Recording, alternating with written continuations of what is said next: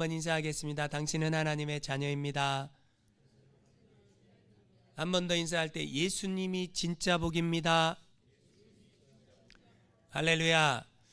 오늘 저는 화평하게 하는 자라는 화평하게 하는 자가 복이다 이런 말씀. 세상 기준과 다른 복이 뭐예요? 예수님이 말씀하신 복이 있고 이 세상에서 우리가 생각하는 복이 있어요. 그죠? 그러면 내 생각이 진리입니까? 예수님 말씀이 진리입니까? 대답을 안 하시면 곤란하죠. 내 생각이 진리예요? 예수님 말씀이 진리예요? 그렇죠. 그러면 내가 가지고 있는 개념이 정답이 아니라 예수님이 말씀하신 게 정답이다. 할렐루야. 화평하게 하는 자, 여러분 영어로 뭐죠? 피스메이커죠. 그러면 여러분 반대말이 있어요. 화평하게 안 만드는 사람이 있죠. 그걸 영어로 뭐라 그래요? 트러블 메이커. 간단합니다. 내가 가는 곳에 평화가 있느냐, 화평이 있느냐, 내가 가는 곳에 문제만 있느냐, 나만 나타났다 그러면 문제가 생기고 행복했던 공동체도 깨지고, 그러면 난 뭐예요? 나는 트러블 메이커고, 내가 나타났다 그러면 문제가 있었던 것도 문제가 봉합이 되고 그 다음에 평화가 임하고, 그럼 난 뭐예요? 피스메이커고. 그렇죠? 여러분 그러면 나는 피스메이커인가 트러블 메이커인가 한번 생각해 보시면서 목사님 저는 트러블입니다 라고 대답은 하지 마세요. 목사님 저는 피스입니다 대답은 하지 마시고 여러분한테 한번 질문을 하면서 말씀을 들으면 은혜가 될 줄 믿습니다. 인류의 역사는요 전쟁의 역사입니다. 가인과 아벨이 싸웠죠. 예, 가인이 아벨을 죽였습니다. 그랬죠. 그 이후로 인간은 계속해서 싸움을 해요. 라이트 교수의 전쟁의 연구라는 책에 의하면 1480년부터 1941년까지 인류는 400번에 걸친 전쟁을 하고 있는데 지금도 여러분 전쟁이 멈추지 않고 있어요. 왜 전쟁을 하는가? 여러분 전쟁하는 사람한테 왜 전쟁을 할 수밖에 없냐라고 물어보면 우리는 평화를 위해서 전쟁을 합니다 라고 얘기를 합니다. 말이나 됩니까? 평화를 위해서 전쟁을 한다는 게 말이나 됩니까? 여러분 평화, 화평 똑같은 말이죠. 화평이란 무슨 말일까요? 한국 사람들은 어떻게 인사해요? 안녕하세요 이렇게 인사를 해요. 저도 교회 오면서 성도님들한테 안녕하세요. 제가 오늘은 감기 때문에 앞에 있지 않았어요. 그런데 이제 안녕하세요. 그 의미가 뭡니까? 안녕. 아무 탈이나 문제가 없는 상태. 그게 안녕이라는 거예요. 근데 여러분 왜 한국 사람들은 안녕하세요라고 인사를 하는 줄 아세요?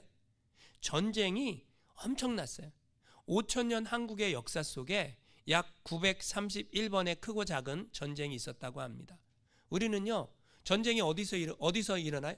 우리가 먼저 침략을 하는 경우는 별로 없습니다. 주로 침략을 받았죠. 그래서 북쪽 끝에 있는 분들은 되게 세요. 사람들이 왜 북쪽 끝에 살면 센가? 북에서 넘어온 분들은 좀 세잖아요.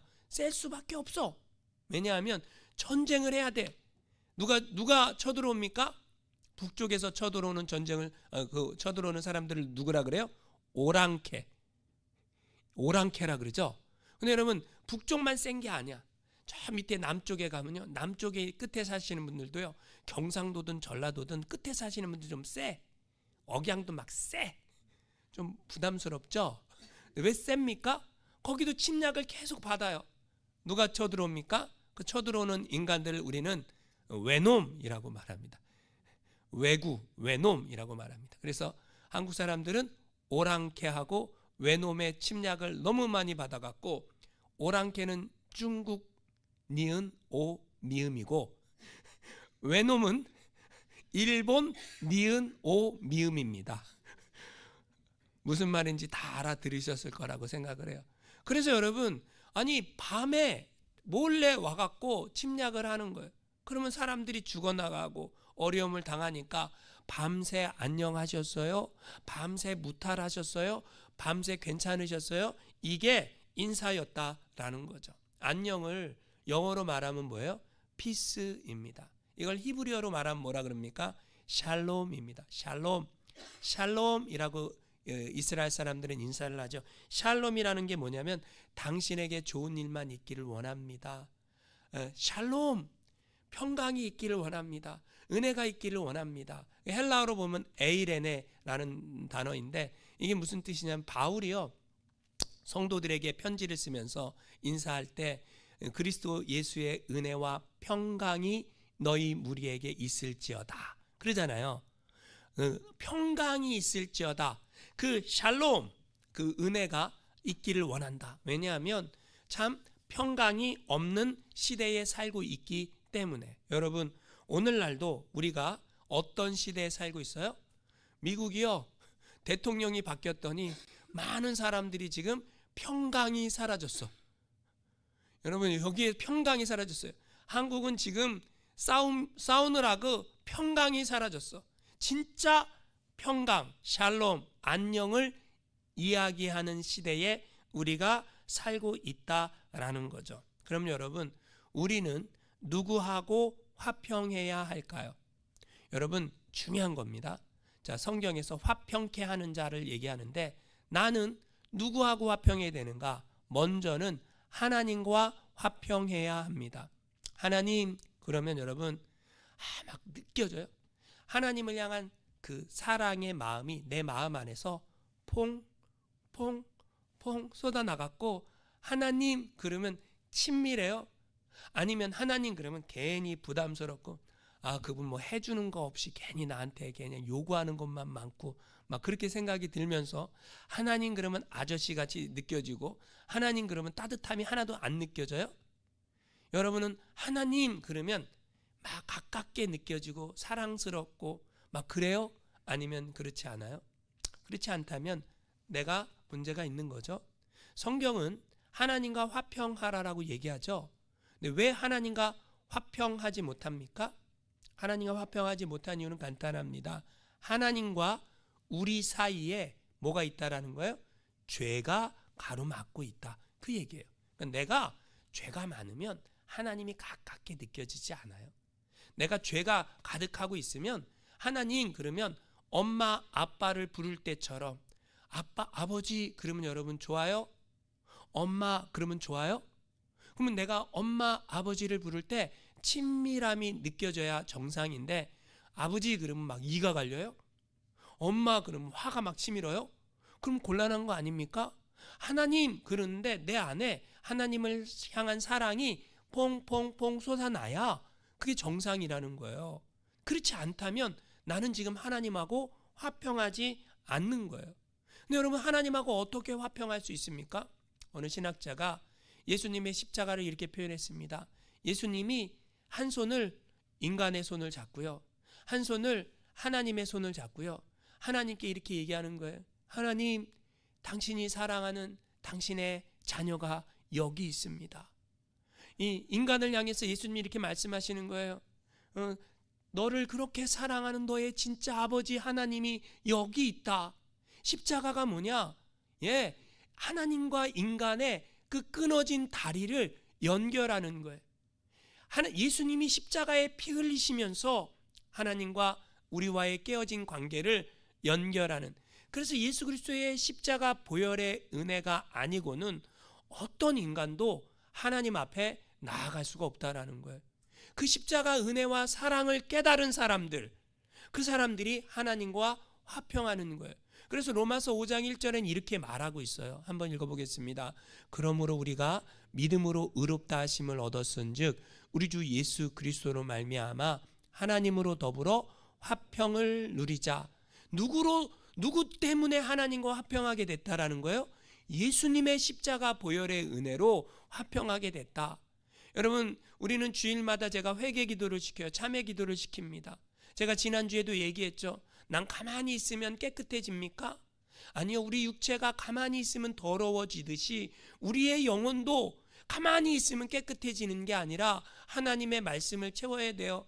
예수 그리스도의 보혈의 은혜로 씻어야 돼요. 그래야 우리의 영혼이 깨끗해지는 거예요.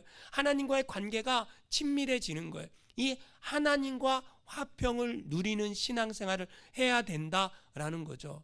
누구하고 화평해야 됩니까? 두 번째, 사람들과 화평해야 됩니다. 사람들과. 여러분 로마서 12장 18절 말씀 읽어보겠습니다. 시작. 할 수 있거든 너희로서는 모든 사람으로 더불어 화평하라. 히브리서 12장 14절 말씀 읽어보겠습니다. 모든 사람으로 더불어 화평함과 거룩함을 쫓으라. 이것이 없이는 아무도 주를 보지 못하리라. 여러분 사람하고 모든 사람하고 뭐 하라는 거예요? 화평하라는 거예요. 근데 여러분 우리가 왜 사람들하고 트러블이 일어납니까? 문제가 일어납니까? 제가 알려드릴게요. 여러분 확실히 아십시오. 알려드렸는데도 다 까먹어 또. 그래도 알려드릴게요. 또 알려드릴게요. 내가 정답이라고 생각하면 우리는 다른 사람은 틀렸다라는 생각을 갖게 돼요. 제가 뭐라 그랬어요? 내가 정답이라고 생각하면 타인은 틀렸다라고 생각을 하게 된다고요. 그러면 타인이 틀렸기 때문에 내가 타인을 지적을 하게 됩니다. 당신은 틀렸어 라고 말하게 됩니다. 그때 분열이 평화가 깨지는 거예요. 나하고 다른 것은 틀린 게 아니라 다른 거예요. 뭐라고요?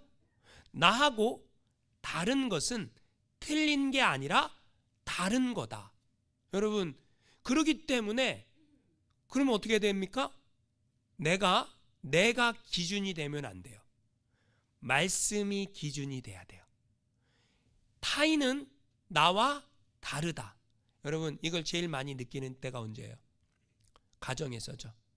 여러분 저하고요 제 아내는요 성격이 정반대인 걸 여러분은 잘 모르셨죠?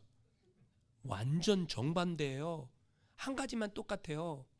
그게 뭔지 아세요? 저는요 ESTJ예요. ESTJ가 뭔지 아세요? 전 논리적이고요. 저는요 계획적이고요. 저는요 굉장히 사람들을 향한 판단이 빠르고요. 그래요. 계획 없는 거 전 진짜 싫어해요. 여행 갈 때 계획을 다 세워갖고 내가 세운 플랜대로 움직여지지 않으면 그러면 저는 막 화가 나고 짜증이 나는 사람이에요. 제 아내는요 ENFP예요. E만 똑같고 완전 반대예요. 숙박을 어디서 해야 되는지 신경을 안 써요. 가다가 뭐 좋은 데 있으면 자면 되고 없으면 차에서 자지. 음식점 좋은 데 있으면 가고 뭐 없으면 말지. 뭐 그냥 플랜? 그런 게 뭐 필요해? 그냥 가면 되는 거지. 여러분 만약에 제가 내가 정답이라고 생각하면 제 아내는 틀린 거예요. 그죠? 근데 나는 내가 정답이 아니라고 생각하는 순간 제 아내는 뭐예요? 다른 거예요. 근데 여러분 참 신기한 게 은혜가 임하면요 그 다른 것 때문에 제 아내가 매력적으로 느껴집니다. 오 할렐루야. 동의를 안 하는데 여러분 하나님의 은혜가 임하면 나하고 다른 그것 때문에 매력적이다라고 느껴져요. 전 죽을 때까지 매력적인 여자랑 사는 거예요. 할렐루야. 근데 여러분 그 은혜가 떨어지면요 그 은혜가 사라지는 순간 하나님의 은혜가 사라지는 순간 나하고 이 다른 이 여자가 어떻게 느껴지는 거예요? 틀렸다. 넌 틀렸다. 그럼 뭐가 일어납니까? 분쟁, 트러블이 일어나는 거예요. 우리는요 알아야 됩니다. 나하고 다른 것은 틀린 게 아니다. 할 수 있으면 모든 사람으로 더불어 화평하라. 이 화평할 수 있는 기준이 뭐냐고요? 내가 아니에요. 하나님의 말씀이고 다른 사람을 보면 당신은 틀렸다가 아니라 나와 다르다라는 걸 인정할 때 여러분 저기 한국 사람들이 하는 말 가운데 이런 말이 있어요. 나이가 들면 지갑은 열고 입은 닫으라. 할렐루야. 근데 나이가 들면 입은 열고 지갑을 닫는 분들이 계세요. 그럼 여러분 어떤 일이 일어납니까? 여러분 교회 공동체에서도요 청년들이 존경하는 분들이 계시죠? 젊은이들이 존경하는 분들은 누굴까요? 좀 먹여야지. 좀 불러갖고 먹여야지. 하나도 안 먹이고 지적만 하면 그걸 뭐라 그래요? 어우, 제가 그런 거 아니에요? 좀 불러갖고 먹이고 지갑을 열고 해야 어른으로 존경을 받는 거예요. 근데 그게 아니고 내 지갑은 꼭꼭 닫고 입만 열면 그럼 뭐가 되는 거예요? 여러분, 그러면 안 된다라는 거죠. 그게 무슨 말인지 아시겠습니까? 우리가 모든 사람으로 더불어 화평을 누리려고 하면 내가 하나님의 은혜로 충만하지 않으면, 나와 다른 사람이 다르다라고 인정하지 않으면 화평하기 힘들다라는 거죠. 자, 하나님과 화평해야 됩니다. 사람들과 화평해야 됩니다. 세 번째로 나 자신과 화평해야 합니다. 리브먼의 책 마음의 평화에 보면 한 젊은이의 소원이 나열돼요. 건강, 사랑, 재물, 아름다움, 재능, 권력, 명예, 난 이게 이걸 원한다. 그때 나이가 지극한 분이 젊은이에게 한마디 충고를 해줍니다. 친구여, 마음의 평화가 없이는 아무것도 즐길 수 없어. 내 마음의 평화가 없으면요, 뭐 아무것도 즐길 수가 없는 거예요. 인생이요, 인생을 즐기는 방법이 뭐예요? 내 인생이 행복해지는 방법이 뭐예요? 내 마음의 평화 아니에요? 내 마음의 평화가 없으면, 내 마음의 화평이 없으면 인생이 즐겁지가 않다라는 거죠. 어떤 선교사님이 큰 배를 가진 선장님을 알고 있었어요. 그 선장님이 선교사님한테 배 구경 시켜준다 그랬어요. 배가 너무 큰 배, 바닷가에 나간 아주 큰 배예요. 그래서 배를 막 이곳저곳 구경을 막 하다가 지하로 내려갔어요. 지하로 내려갔는데 배 밑에 아주 큰 동그란 원형이 있었어요. 배 밑에 왜 저렇게 큰 원형이 있지? 선교사님이 선장님한테 물어봅니다. 선장님, 저것이 무엇입니까? 이것은 자이로스코프라고 하는 겁니다. 이게 뭔데요? 이게 배가 큰 파도를 만나거나 풍랑을 만날 때에 이렇게 배의 균형을 잡아주는 것입니다. 이게 없으면 배가 뒤집히죠 라고 알려줍니다. 그때 이 선교사님의 머릿속에 갑자기 탁 깨달아지는 게 있었어요. 내 인생에 큰 풍랑을 만날 때, 내 인생에 큰 어려움을 만날 때 내 마음을 요동치지 않게 붙잡아주는 이 수평을 유지할 수 있게 해주는 것이 무엇일까? 라는 생각이 들면서, 여러분도 인생을 살면서 큰 풍랑을 만날 때가 있죠. 어려움을 만날 때가 있죠. 그때 내가 그것에 요동하지 않게 나를 붙잡아주는 이 자이로스코프가 있어야 되겠죠. 이 선교사님이 딱 깨달아지는 게 있는데, 그건 기도다. 하나님을 향한 나의 믿음. 그래서 내가 하나님께 기도할 수 있다면, 내가 기도하고 살아간다면, 내 인생에 어떤 큰 풍랑을 만난다 할지라도, 어려움이 있다 할지라도 나는 요동하지 않을 수 있고 중심을 잡을 수 있다라고 깨달아지더래요. 여러분, 누구나 다 인생을 살아가다가 어려움도 만날 수 있고요, 큰 풍랑도 만날 수 있어요. 그때 우리가 내 마음을 지킬 수 있는 방법이 뭐라고요? 기도다라는 것을 잊지 마시기 바랍니다. 그러면 여러분, 화평케 하는 자는 누구일까요? 화평케 하는 사람은 어떤 사람일까요? 변종길 교수의 산상수훈에 나오는 이야기입니다. 한번 같이 읽어보겠습니다. 주위 사람들에게서 악한 일을 당하며 도발을 당하고 있지만 그래도 거기에 대해 대항하지 않고 보복하지 않으며 도리어 화평을 애쓰고 사랑을 베푸는 자이다. 여러분, 누가 나를 도발한다고 생각해 보세요. 그것도 못해 라고 하면 우리 자존심이 있잖아요. 한국 사람은 자존심 때문에 천국도 안 가죠. 자존심 지키기 위해. 그죠? 내 자존심 얼마나 이게 대단합니까? 그죠? 근데 여러분, 그게 아니라는 거예요. 그거 아무것도 아니라는 거예요. 자존심 그거 별거 아닙니다. 신앙생활은요, 자존심과 욕심만 내려놔도 참 행복해집니다. 근데 이 자존심 때문에 누가 나를 긁으면 내가 거기에 어떻게 해요? 반응하는 거죠. 반응하는 거예요. 누가 나를 도발하면 반응하는 거죠. 대항하는 거죠. 여러분은 언제 화가 나십니까? 1번, 하나님의 이름이 땅에 떨어지는 것을 보면 화가 난다. 2번, 누군가가 나에 대해서 요만한 소리라도 들으면 화가 난다. 여러분은 1번에 화가 나요? 2번에 화가 나요? 예수님이 화를 내신 적이 있더라고요. 성경에 보니까. 언제 화냈어요? 예, 성전을 기도하는 성전을 강도의 소굴로 만들 때 화가 나셨어요. 여러분은 하나님의 성전에서 그 거룩해야 될 하나님의 성전이 그 하나님의 이름이 떨어지는 것 때문에 화가 나십니까? 아니면 누가 내 자존심을 밟거나 누가 나를 욕하거나 누가 나를 비방하거나 거기에 확 올라오십니까? 대부분의 사람들은요, 예, 하나님의 이름이 땅에 떨어진 거, 그러니까 하나님 알아서 할 일이지 뭐 내가 거기에 화를 낼 게 뭐가 있어.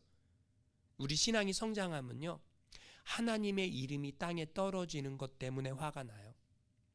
내 자존심 상하는 것 때문에 화나지 않아요. 그게 내 신앙이 성장했다라는 증거예요. 근데 누가 나한테 한마디라도 해보세요. 여러분, 나를 지적하는 이야기 듣고 싶어요? 듣기 싫어요? 솔직하게 듣기 싫죠. 근데 그것 때문에 우리는 화가 난다라는 거죠. 근데 화평케 하는 자는 대항하지 않는 거예요. 거기에 반응하지 않는 겁니다.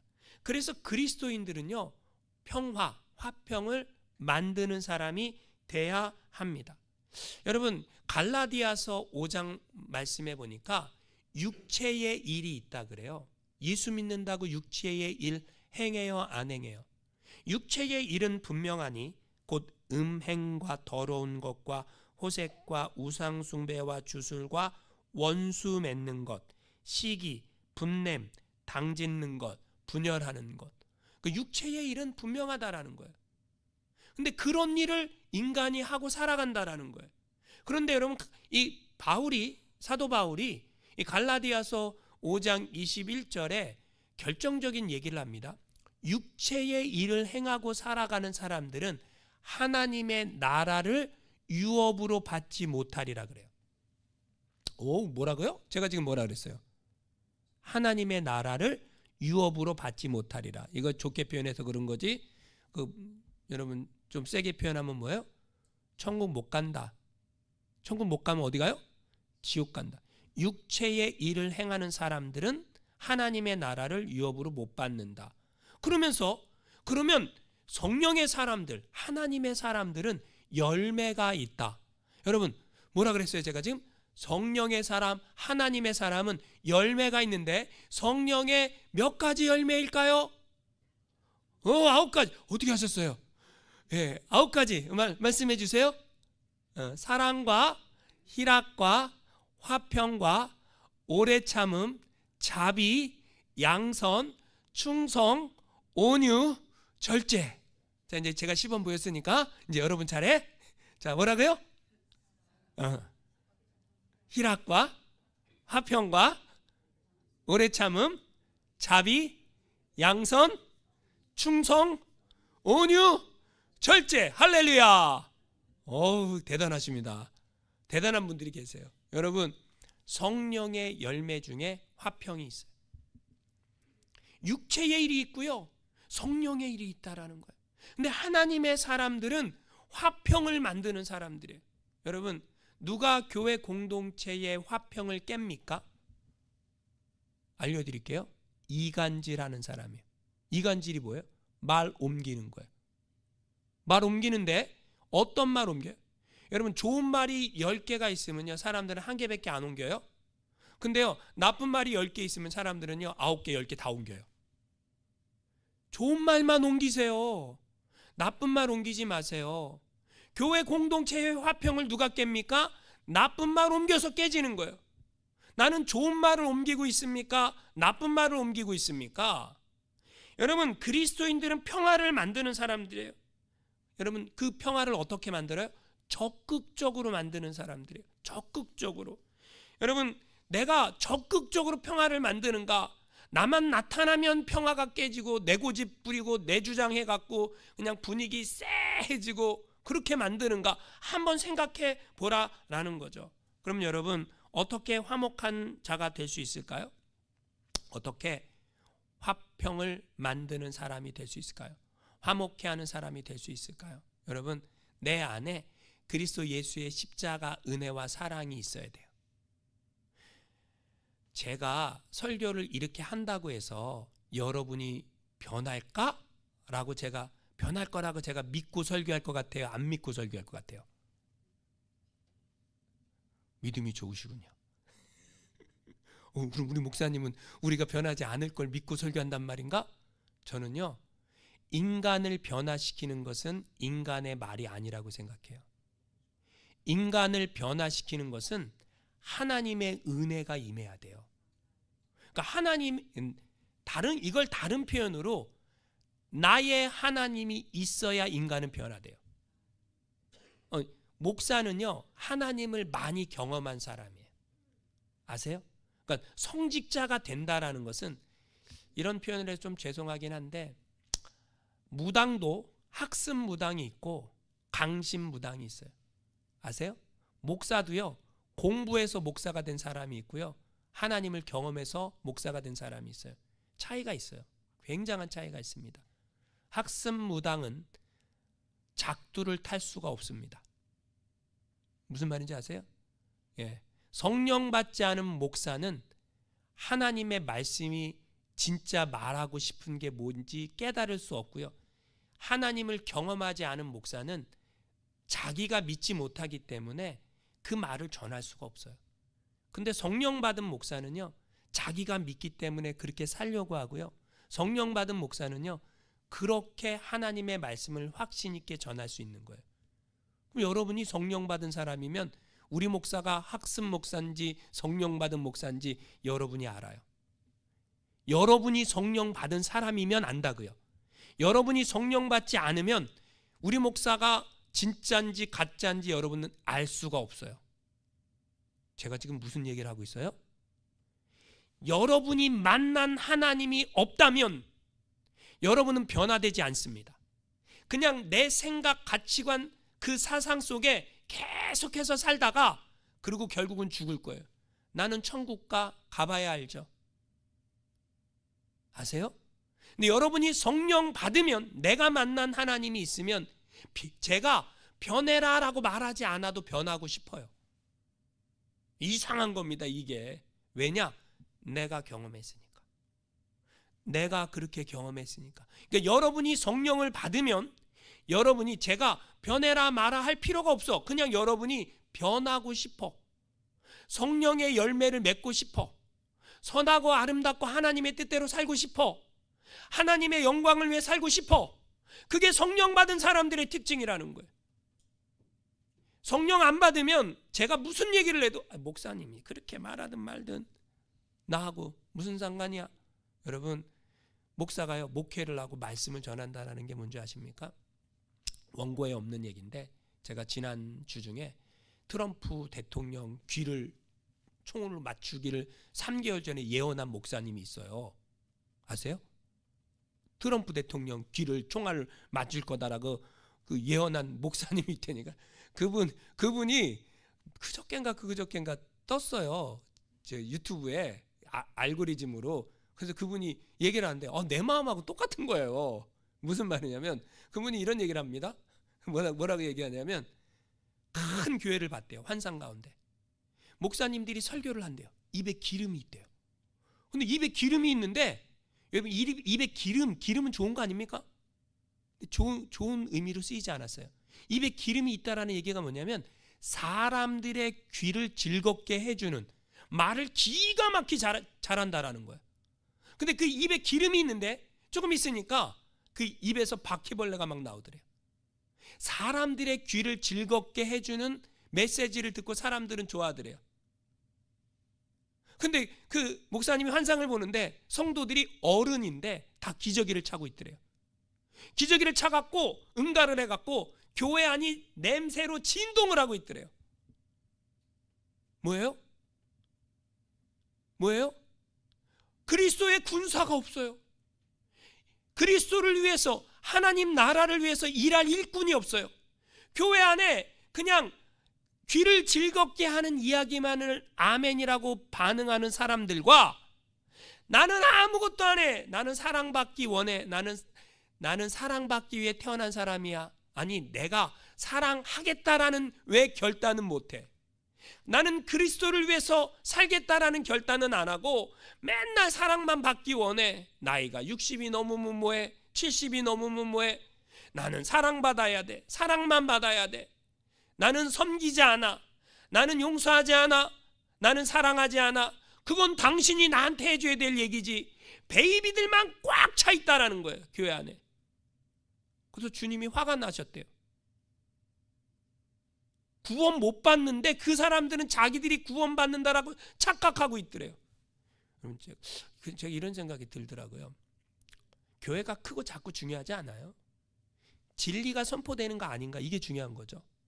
내 영혼이 하나님의 말씀으로 깨어나고 일어나는가 아닌가, 이거 중요한 거 아닙니까? 할렐루야. 중요합니다. 여러분이 있는 곳에 평화가, 화평이 만들어지고 있습니까? 내가 가기만 하면, 하여튼 내가 나타나기만 하면 문제가 생기고 싸움이 생기고, 여러분 그러고 있습니까? 중요한 거 아닙니까? 내가 그러면 어떻게 하면 화평하는 자로 살아갈 수 있습니까? 예, 양보해야죠. 양보하기 원하십니까?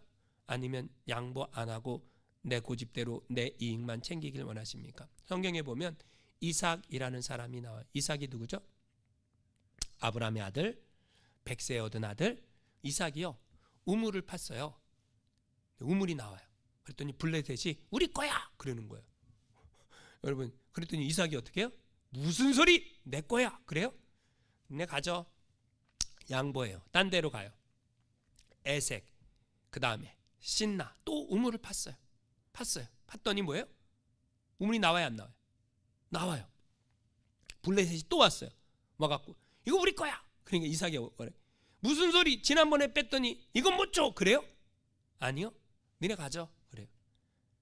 양보해요. 지금 제가 우물이라고 얘기했는데 뭐 우물 파는 거 뭐, 지금도요, 오늘날도 아프리카에서 우물 하나 팔려고 하면 3,000불 정도 들으면 파요.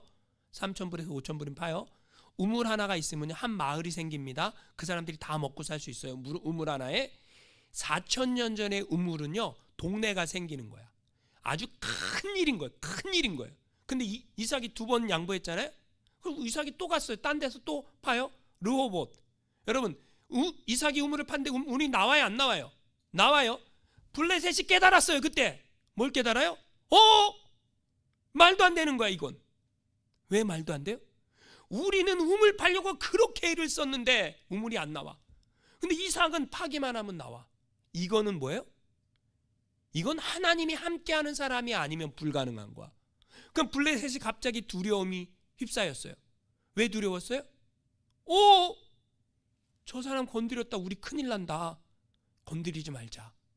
여러분, 이삭이 우물을 양보해서 손해봤어요?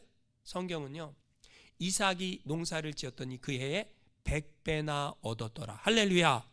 복은 누가 줘요? 하나님이 주십니다. 여러분, 이삭은 이 양보하는 마음 누구로부터 배웠을까요? 누구의 유전자일까요? 아브라함은요, 양보해요? 무슨 양보를 해요? 여러분, 아브라함의 조카가 롯이에요. 아브라함의 목자들과 롯의 목자들이 싸웠어요. 그래서 아브라함이 롯을 불러요. 롯아, 우리가 피를 나눈 사이인데 삼촌 조카 아니냐? 네가 우하면 나는 좌하고 네가 좌하면 나는 우할게. 그러면 여러분, 우리가 한국 사람이니까, 그러면 조카 롯이 어떻게 삼촌한테 얘기해야 됩니까? 삼촌이 어르신이니까 먼저 선택하십시오. 저는 아무거나 줘도 좋습니다. 이렇게 얘기해야 되죠. 근데 롯은 4가지가 없었어요. 4가지가 없는 롯이 뭐라 그럽니까? 낙장불입, 남아이런 중천금. 한 번 얘기하면 끝입니다. 내가 먼저 선택합니다. 그리고 선택한 땅이 뭐예요? 소알 땅. 그 소알 땅이 어디예요? 소돔과 고모라.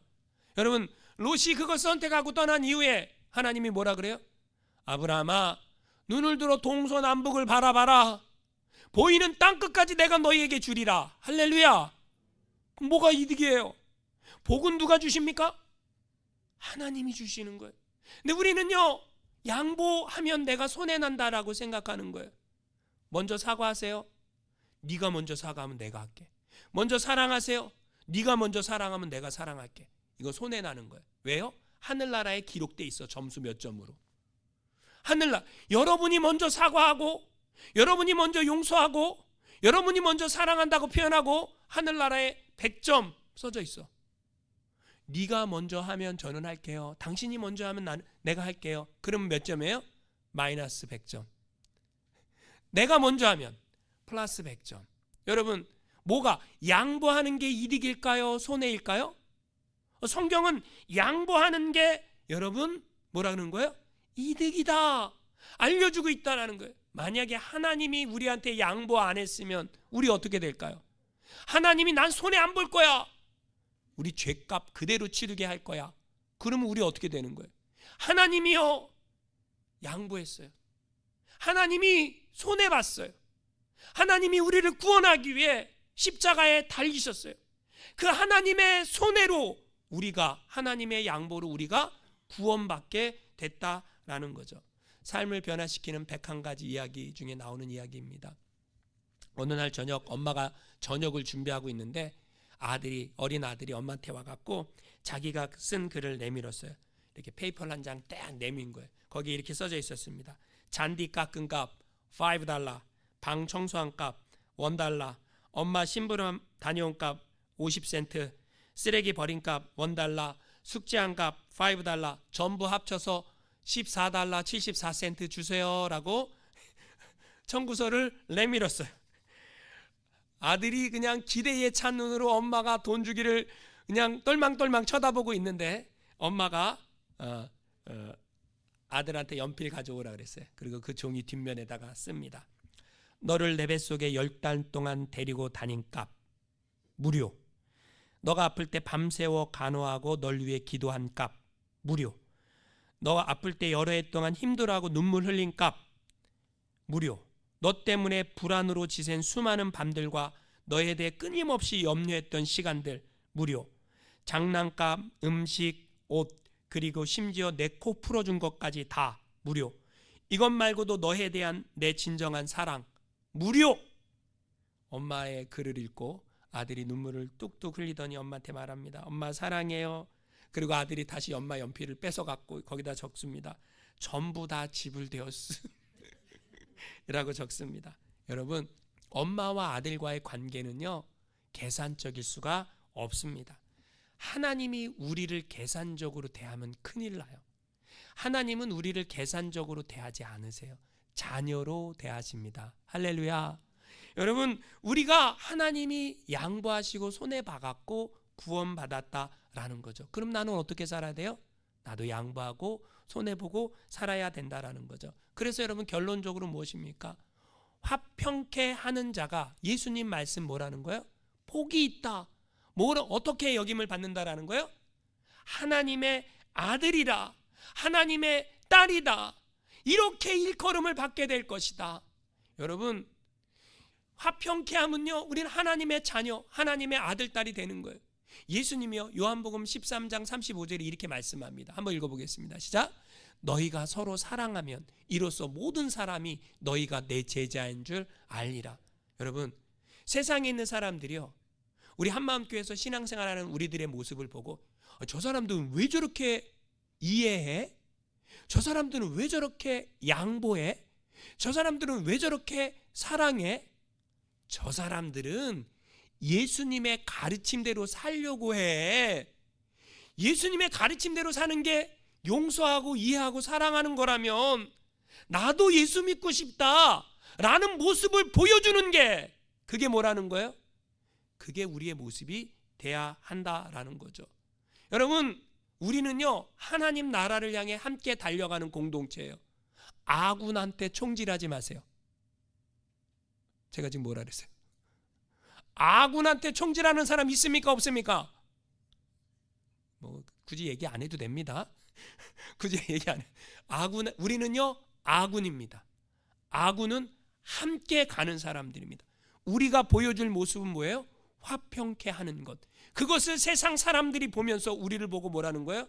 예수 믿는 게 저런 거구나, 저런 거라면 나도 믿어야지 라고 주님 앞에 나올 수 있는 그 은혜, 여러분, 저 여러분이 화평케 하는 자로 믿음으로 살아가시기를 주님의 이름으로 축원합니다.